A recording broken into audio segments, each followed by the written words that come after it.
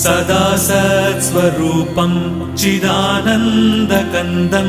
जगत्सम्भवस्थानसंहारहेतुं स्वभक्तेच्छया मानुषं दर्शयन्तं नमामीश्वरं सद्गुरुं साईनाथं नमामीश्वरं सद्गुरुं साईनाथं भवद्वान्तविध्वंसमार्ताण्डमीड्यं मनोवागतीतं